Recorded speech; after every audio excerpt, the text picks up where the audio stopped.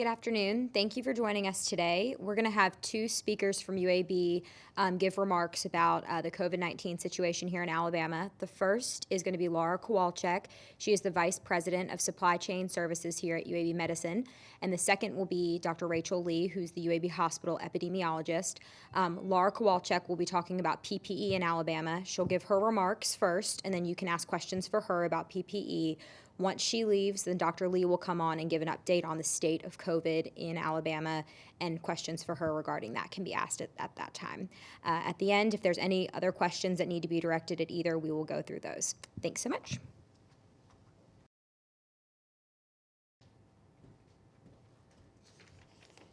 Hi, good afternoon, everybody.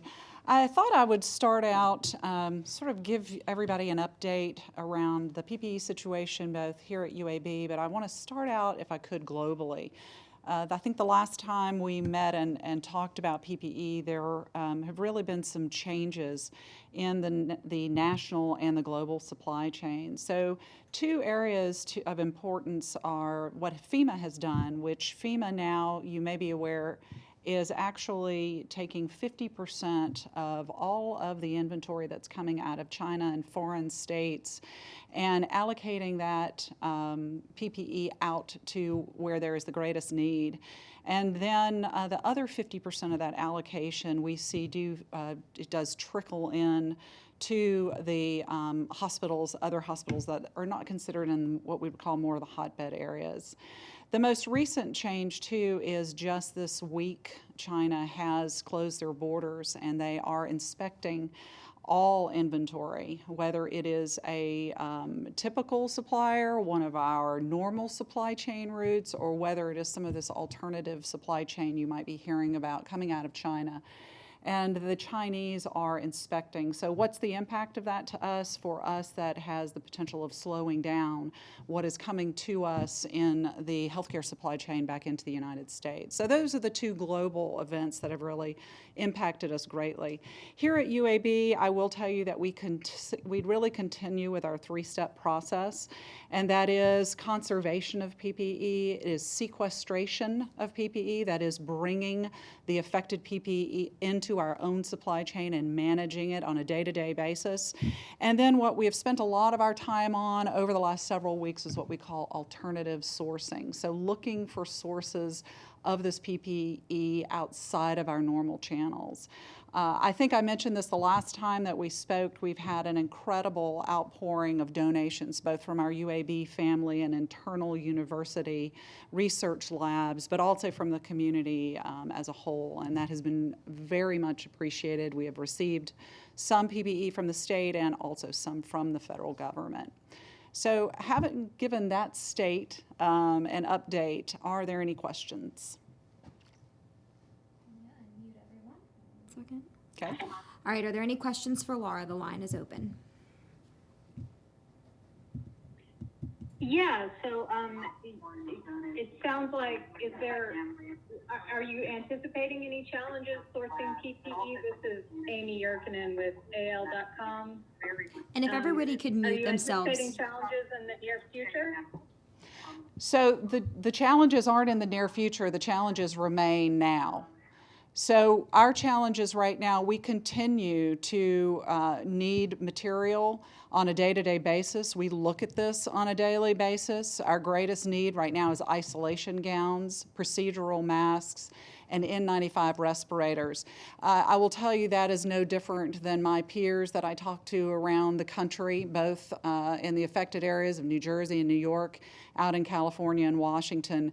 Nationally, we're all struggling with that. So it continues to be an ongoing issue, and we anticipate it to be an ongoing issue for us probably well into the summer, early fall. Is there another question for Laura? This is Jennifer with WSFA in Montgomery. With the supply chain being intercepted by the government and sent to the places of greatest need, has that adversely affected UAB in any way? So what I will tell you is not that we have been able to immediately feel. So the supply chain for many months in this affected area of PPE has been on what we call allocation.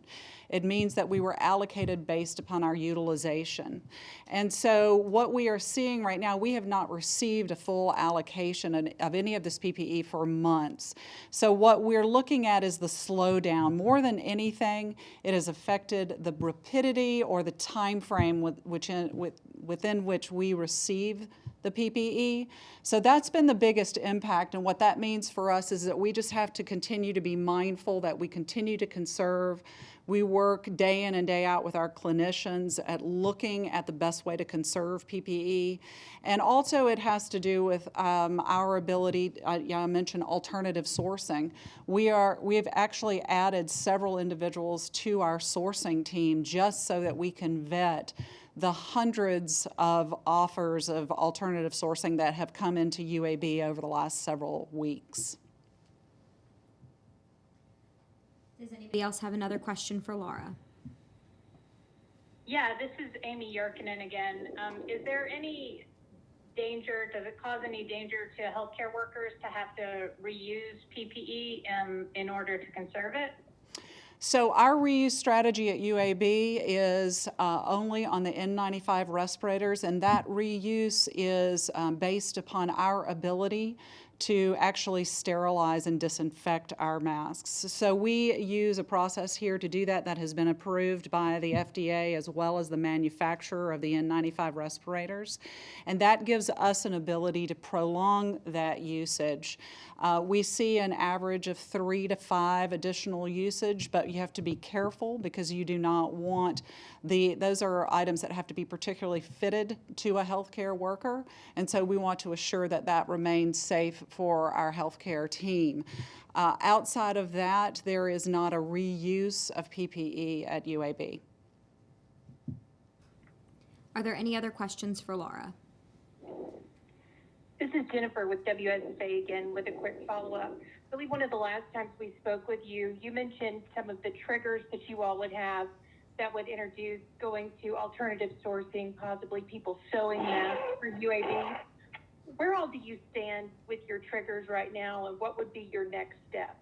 Yeah, it's a great question. I'm pleased to tell you that we, the main trigger really was the slowdown in our normal national supply through our larger distributor and manufacturers. And so that was our first trigger to really start looking alternatively. Where could we look, whether it's in-state manufacturing or it's in the United States manufacturing, again, due to the short and truncated time frames involved in receiving that material as opposed to coming from overseas. Any material that comes from overseas now, it's just taking us much longer than it ever has. That was probably the first trigger. The second trigger is really when you start looking at the slowdown from that international basis on certain materials. So I will tell you that the slowest material trigger we've got going on right now is around the isolation gowns.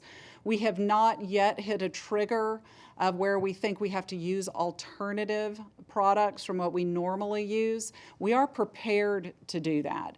And so what we have done is brought in multiple items that could serve as alternatives to that items to assure that our healthcare team remains protected adequately for the care that they're providing on their units. Are there any follow-up questions for Laura? I would like to ask a question. Great. With 550 plus healthcare workers in Alabama that have been listed by the Alabama Department of Health as a confirmed case, A, have you had any complaints from any of your workers at UAB Hospital about the shortage? And B, can you say if the shortage may have in any way contributed to healthcare worker illnesses? And who is this speaking? I'm asking the question. Stephen at WBMA TV. Great. So 2 questions. Let me take your second question first. I'm going to tell you that I'm not the best person to ask about any association between employees who have been confirmed positive and the PPE usage. I don't think that I could speak to that. What I will tell you is we have not had any complaints at UAB that I'm aware of or that have come to me around a shortage or around PPE usage. And I will tell you, I think that's because we remain steadfast and diligent in joining our clinicians along with our infection control preventionists to assure that our employees have what they need to take care of their patients. I mentioned the N95 respirators that we now have the ability to sterilize so that they can be reused. It's very important and critical that the minute we don't feel or the healthcare worker does not feel that they are adequately protected, that N95 mask is appropriately disposed of and they are provided with a new mask. So again, I have not received any complaints, but I think that that is because we are transparent and open with our healthcare workers about what our challenges are. And quite frankly, they're the ones that help us make the decisions that we're making around PPE. Are there any other questions for Laura on the line? I'm going to take a question from Facebook. I'm going to mute you all on the line again. So someone on Facebook, Laura, asked, can UAB accept Tyvek suits from the painting section at Lowe's? Yeah, so thanks for the question. So can we accept them? Yes. Let me tell you, we had a conversation about Tyvek today. That right now would be one of those alternative materials that at some point we may have to resort to. We have put that, if you will, at the bottom of our list, and I'll tell you why. And the reason is the heat that it generates. Remember, some of our healthcare workers are in their PPE for long periods of time caring for these patients. We want to try to start with the material that keeps them comfortable, cool, ease of movement. The Tyveks tend to be a lot warmer, but I will tell you we do have an inventory of those, and we do have them set aside in the event that they need to be used at some point in time. We hope we don't face that, but if we do, that is an alternative. Great. Are there any final questions from the line for Laura before Dr. Lee joins us? Yes, there is one. This is WBRC in Birmingham. Is there a crisis strategy that you have in case you are experiencing a PPE shortage? Yes, absolutely. And that goes back to some of the trigger points that we talked about. So the crisis management is really, again, very much working with all of our healthcare entities around what our options are for alternative PPE. We absolutely have to look at what would happen if we no longer had N95 respirators. And so the benefit I think that we have had here in Alabama and at UAB is that I have been able to watch some of my peers around the country who have faced some of these events before we did. The other benefit we have is that we have been able, since we saw this coming in January, and we were able to sequester a healthy supply. It's not a supply, I'm going to tell you, is going to last us ad infinitum by any stretch of the imagination. But what we do is we do look at our inventory on hand every single day, and we also look at what we have in the pipeline of the supply chain. We have also worked up models along with our internal teams to look at our consumption level, so that if we were to grow this particular patient base or any other patient base that may require similar or the same PPE, we look at that to determine where we're going to hit a point where we're going to have to make some hard decisions around what we're able to use and how we can use that PPE. Again, I'm going to say to you, to date, we really have not had to face that, but we are mindful that we may need to, and we're prepared to do that. We're going to move on to Dr. Lee at this point. Thank you, Laura, for joining us. And now we've got Dr. Rachael Lee. She is the UAB Hospital epidemiologist, and she will be sharing information on the state of COVID, can answer any questions related to the virus. think it would be helpful if I started off with giving a broad overview of COVID as it relates from globally down to the United States and then to our state numbers. So right now, we are globally, we have had 1.8 million cases of COVID-19 throughout the world, with over 100,000 deaths. As of today, in the United States, we have had over 560,000 cases, with over 22,000 deaths. And then lastly, if you look at Alabama, Alabama has about 3,600 cases, and there are close to 100 reported deaths, although those are being confirmed by the Alabama Department of Public Health. At UAB, we have diagnosed over 150 patients that are admitted to our healthcare system with COVID-19. Currently, right now, we have 39 patients that are admitted and currently in-house. Of those numbers, just to give you an understanding of what that means, we have a large number of these patients that stay in our healthcare system for a prolonged period of time because they have damage to their lungs. So some of these patients, we've been able to get them off of our special isolation precautions that Laura was talking about, all of that PPE that we use, because we have retested them and they are negative based on the CDC guidance. So we still have approximately 50 or so patients that were initially diagnosed with COVID-19 in our healthcare system. I open it up to questions right now if you have anything based on Alabama as well as UAB. Great. The line is open for questions for Dr. Lee. Does anyone have a question for Dr. Lee?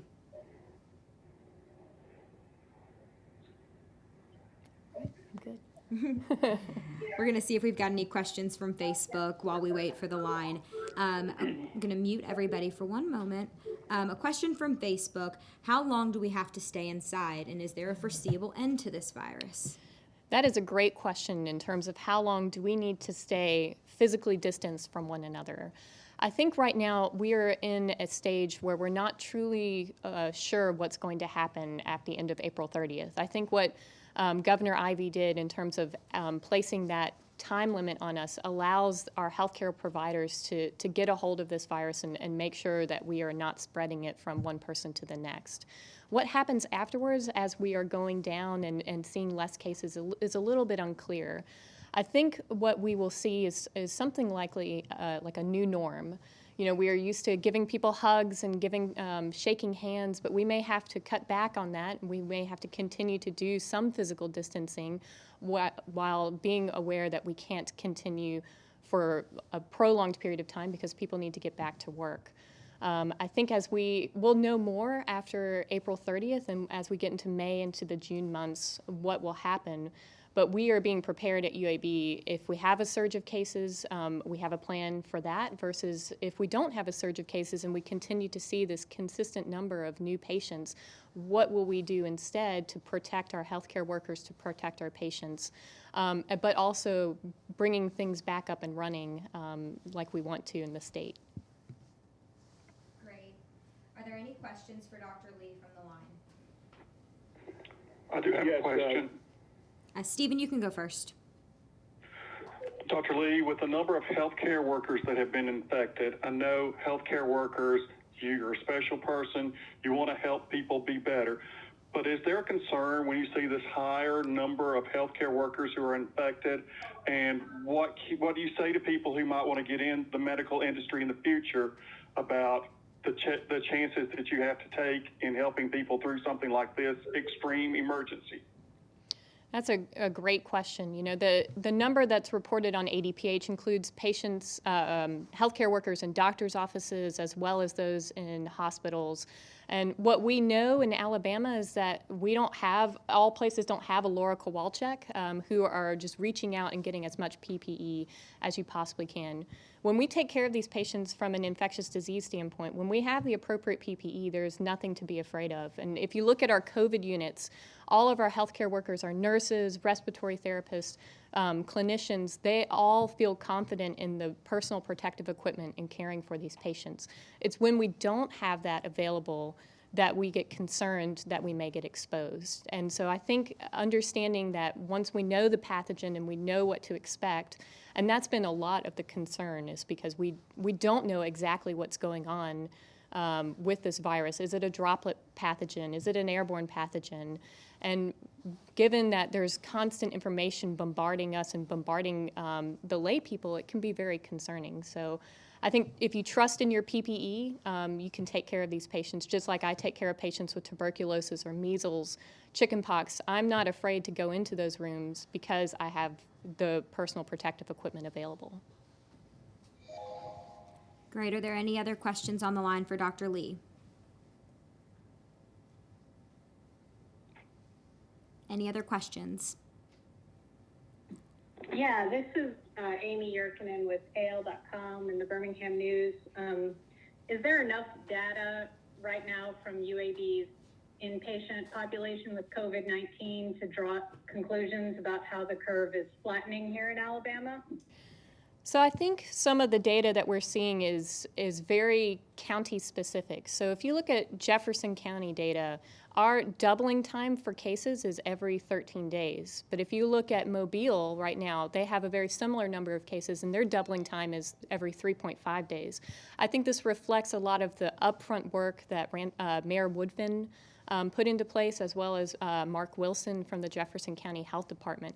By putting those things in place in terms of physical distancing, I think that we have been able to either flatten the curve or at least bring down the numbers and not see the surge that we were concerned about seeing. It's still hard for me to say that yet until we get to the end of April to truly say that we flattened the curve, because we are still consistently seeing patients come in and out of our healthcare system with symptoms concerning for COVID and then testing positive.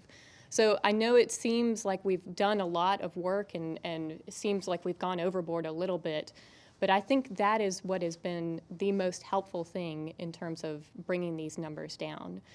Some of these smaller places like Lee County, Chambers County, they have a lot higher numbers of cases based on their per capita population, and this may be because they didn't have some of this stuff available until Governor Ivey placed the stay-at-home orders. Great. Are there any other questions from the line? Yes, this is WBRC again. Are you satisfied? I know initially when this started, there were concerns about the lack of testing. Are you satisfied with the current level of testing that's going on, especially in places like the Black Belt where some of the testing did not reach them initially? I think, you know, as an epidemiologist, the number one thing that helps us control viruses like this is to test, and to test often and frequently. I think that we in Jefferson County actually have good testing capability, and I'd like to say that some of the other counties out there outside of Jefferson County have been able to get as many cases tested as well, but you know, without having those testing center available and being able to get it to the ADPH, they may not be able to test as frequently as, say, we can. So I'm not 100% sure, but places like in the Black Belt region of Alabama, how often they're testing based on those counties. But I would like to think that we have definitely increased significantly based on some of these larger cities like Mobile and Huntsville and Birmingham. The line is open again. Does anybody have any questions? One question from WSFA. What response to therapeutics have you seen with your inpatient population? So we are lucky to have a treatment committee, just like we have committees for testing and we have a committee for treatment. We have people working on PPE. This treatment committee is based on rheumatologists, infectious disease specialists, who are really trying to work through the data that is coming out about these different types of medications. We are being very careful with hydroxychloroquine unless we're using it in the setting of a trial, because the data right now is not very supportive of its use in patients with COVID-19. And the same thing with remdesivir. We are lucky to be a testing site, a site to be able to use remdesivir. And we have been granted, we've actually completed a number of cases that we can add to one study, but we've actually been granted some additional compassionate use. And so we are continuing to use remdesivir as much as we can for those patients that meet those criteria. I think there's more to come on that. There was a New England Journal article that described, I believe, about 60 or so cases of patients who received remdesivir, but the issue with that study is that it didn't have a control population to compare to. So really it was more of a description of how patients did in terms of side effects. And so I think as we get more information about this randomized controlled trial, we'll be able to know if it's truly a drug that we can use for the treatment of COVID-19. Thank you, Dr. Lee. Are there any other questions for Dr. Lee on the line? Yes, one more, WBRC again. Doctor, we've been hearing that there have been patients who have survived COVID that are willing to maybe donate plasma so that the antibodies could be used in the fight. Have the doctors been pushing that approach, or is that just one approach or one avenue that you guys can address in regarding fighting this disease? So there was a small study, I believe, in JAMA that looked at the use of convalescent plasma for treatment of severely ill patients in the intensive care unit with COVID-19. I know the Red Cross is looking at getting convalescent plasma. I think the biggest issue is our antibody testing. So there is no FDA-approved test for antibodies for COVID-19. And that is because a lot of these tests cross-react with other coronaviruses. So just as a reminder, there are 4 common coronaviruses that are the cause of the common cold. And so if you have an antibody test that cross-reacts and it says that you've had COVID-19, but really you had one of the common colds, then that gives you a false sense of security in terms of that data. We do have researchers here that are looking at getting some of this convalescent plasma and then being able to identify specifically antibodies for that COVID-19. I think that is on the way and up and going, but we have not officially given any patients that plasma. Thanks for the question. Are there any further questions from the line before we go to Facebook? Okay, I'm going to mute the line. I do have one. I'm sorry, I'm with Birmingham Watch. Do you have an anticipation of when things in society might start opening up? So and then how, what you'll be looking for? Yeah, that's a great question. When can we start opening up our businesses and getting back to normal? And I think we are all kind of being watchful and waiting in terms of our cases and our numbers. Right now, I could not make any determination.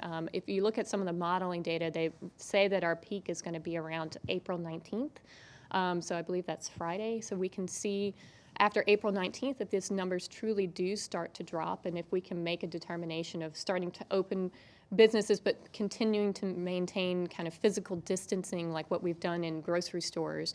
And other essential businesses. I think that's going to be our question. What we all know is that all of the schools are closed, so that we already have a new norm because there are parents that are taking care of kids at home while still attempting to work. And so hopefully we as a society will continue to be open to recognizing that parents will have some issues in terms of taking care of their kids, but also providing what they can to our society. Thanks for the question. I'm going to open it up to Facebook now. If there's another question from the line, please put it in the chat box. Dr. Lee, there's a few questions from Facebook. One is, what if I'm home and not leaving the house, but my husband's going to work? He says he wears a mask, but what if others don't? Is he bringing the germ back into our house? I think this is a question a lot of people have if one partner's leaving and the other isn't. That's a great question. I guess you could flip it around because my husband is staying home and taking care of the kids and continuing to work, but I'm the one that's going to the hospital. So like what I've said before, I trust in the PPE that I wear when I care for patients.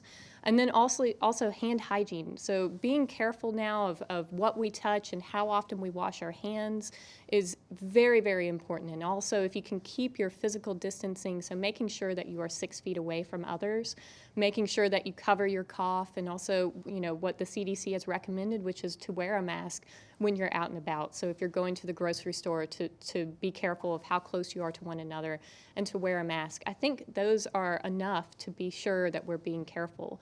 What we have recommended for healthcare workers is if you're caring for patients that are positive for COVID-19, we've given them guidance in terms of trying to change your clothes as soon as you get home, potentially taking a shower, and those sorts of things that are really meant for our healthcare providers. But I don't think for someone that is going and working, say, at a grocery store, which has a lot of people going in and out, but you're not directly laying hands on a patient, then you should be fine to come back home as long as you've washed your hands diligently. Great, and you touched on this, but just want to reaffirm, someone asked specifically, should I be wearing a mask in public? So can you just talk about that once more? Yeah, so what we know is that in some of these countries that have worn masks consistently, they feel that it looks like they've flattened the curve in number of cases of COVID-19. I think we truly don't have an understanding of whether or not the masks help prevent people who are sick from spreading it to others, which we do have data about, versus someone who is asymptomatic and it's preventing me from getting it. So I think just allowing everybody to wear masks at this point, given COVID-19 is as ubiquitous as it is in our society, really helps protect everybody, from those who may potentially be early in their sickness to those who are not sick at all. Two other questions. Somebody was asking if it's safe for heart patients to come to UAB for scheduled heart checkups and cardio labs. And I think to that end with the question, can you just talk a little bit about, is it safe to go to your doctor and utilizing something like telemedicine? Right. So I think it is very safe to come to UAB. I am a bit biased because I've worked through all of the policies and procedures that we have in place to ensure that we have the appropriate cleaning of everything, that everybody is monitoring their own hand hygiene, that everybody is wearing a mask regardless of what patients they see. So I am biased, and I feel that you'll be very safe when you come in here to either get your heart catheterization or if you're just here to see your primary care physician.